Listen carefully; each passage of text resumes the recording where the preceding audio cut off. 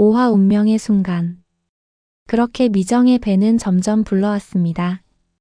이번만큼은 꼭 아들이길 바랬습니다. 시어머니도 남편 영수도 내심 바라던 바였습니다. 겉으로 말은 하지 않았지만 모두의 마음속에는 이번에는 아들이라는 기대가 있었습니다. 미정에겐 이미 딸이 둘 있었습니다. 종갓집 며느리로 시집와서 아들을 낳지 못한 죄인처럼 살아왔습니다. 친정 부모도 이번엔 아들을 낳아야 면목이 선다 하셨습니다. 그 시절엔 딸을 낳는 것도 여자의 잘못처럼 꾸짖던 시대였습니다. 그래서 미정 스스로도 아들을 바라게 되었습니다.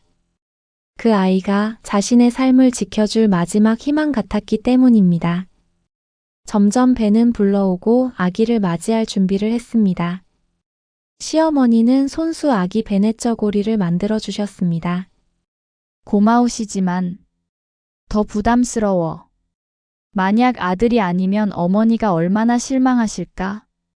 어느 날 시어머니가 지영과 지은이에게 말씀하셨습니다.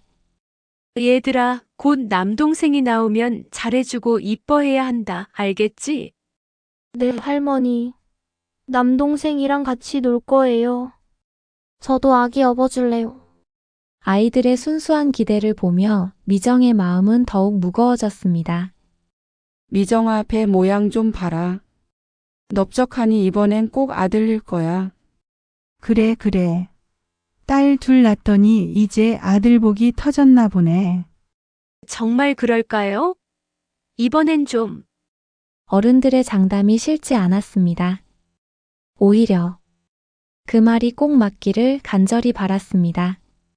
제발. 이번만큼은 모든 사람들의 기대를 저버리고 싶지 않아. 그날이 왔습니다. 미정의 진통이 시작되었습니다. 어머니, 미정이가 삼파 할머니 불렀나? 빨리. 영수는 마당을 서성이고 시어머니는 방 앞에서 애가 탔습니다. 두 사람 모두 같은 생각이었습니다. 이번에는 꼭 아들이길. 힘내세요. 조금만 더. 미정은 고통 속에서도 한 가지 생각만 했습니다. 제발. 아들이길. 그래야 이 집에서 당당해질 수 있어. 어머니, 남편. 실망시키고 싶지 않아. 이번만큼은. 왜 이렇게 오래 걸리나? 첫째, 둘째 낳을 때보다 힘들어하는 것 같네. 그때였습니다. 태어났습니다. 어떻게? 아들인가요? 딸인가요? 따님입니다. 미정은 아기를 품에 안았습니다. 작고 예쁜 딸이었습니다. 미정 떨리는 목소리로 미안해. 미안해. 눈물이 하염없이 흘렀습니다. 기쁨의 눈물이 아니었습니다. 또 딸이구나. 아기는 무엇도 모른 채 작은 손을 뻗어 미정의 얼굴을 만졌습니다. 그 순간 미정의 가슴은 더욱 아팠습니다. 미정은 흐느끼며 엄마가 미안해. 영수는 말없이 방을 나갔습니다. 시어머니도 한숨을 길게 내쉬며 고개를 저었습니다. 또, 딸이네. 미정은 혼자 남겨졌습니다. 세상에 태어난 지 몇 분 안 된 딸과 함께. 이 아이는 무슨 죄가 있을까? 그저 여자로 태어났을 뿐인데. 그 시절 딸을 낳는 것조차 여자의 잘못으로 여겨지던 시대였습니다. 미정은 작은 목소리로 지원아. 그래, 너는 지원이야. 미정은 아기를 꼭 끌어안으며 마음속으로 다짐했습니다. 비록 이 집에서는 환영받지 못해도 엄마만큼은 널 사랑할게. 하지만 현실은 냉혹했습니다. 또다시 며느리로서 자격을 증명하지 못했다는 무거운 짐이 미정의 어깨를 짓눌렀습니다. 엄마, 동생 봐도 돼요? 그래도 생명은 소중했습니다. 새로운 시작이었습니다. 지원이가 태어난 지 사흘째. 보통 산후조리는 한 달은 푹 쉬어야 한다고들 했지만 미정에게는 그런 여유가 허락되지 않았습니다. 시어머니는 차가운 목소리로 미정아, 아기는 어떠냐? 네. 잘 먹고 있어요. 그래. 딸이라 힘도 없어 보이네. 미정의 힘없는 목소리에 시어머니는 이렇게 말씀하시고 한숨 쉬며 돌아서신다. 아들을 낳았다면 시어머니가 직접 미역국을 끓여주셨을 텐데 이번엔 며느리 혼자서 알아서 하라는 분위기였습니다. 출산 후 일주일도 안 되어 미정은 부엌에 나와 있었습니다. 몸은 아직 회복되지도 않았는데 집안일은 기다려주지 않았습니다. 아직 몸이 이렇게 아픈데. 어지러워. 떨어진 그릇을 주우며 깊은 한숨이 절로 나왔습니다. 허리를 굽힐 때마다 아랫배가 아팠습니다. 하지만 누구도 도와주지 않았습니다. 아들을 낳지 못한 며느리에게는 특별한 배려 따위 없었으니까요. 뒷마당에서 빨래를 하며 미정의 눈에서 눈물이 흘렀습니다. 미정은 흐느끼며 왜 이렇게 힘들까? 아기는 잘못이 없는데. 아들을 낳은 동네 며느리들은 한 달 내내 누워서 조리하는데.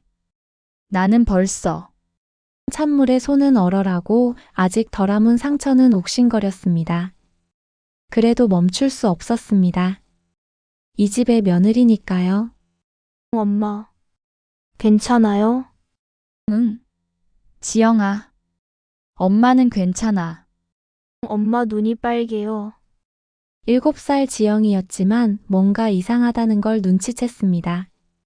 아기를 낳으면 기뻐해야 하는데 왜 엄마는 자꾸 슬픈 얼굴을 할까요? 엄마, 제가 도와줄까요? 지영아. 어린 딸이 엄마의 다리를 꼭 안아주었습니다. 그 순간 미정의 눈에서 더 큰 눈물이 쏟아졌습니다. 엄마, 지원이도 예뻐요. 저는 남동생이 아니어도 괜찮아요. 지영아. 할머니랑 아빠는 왜 지원이 안 좋아해요? 우리 동생인데. 아이의 순수한 말에 미정의 가슴이 더욱 아팠습니다.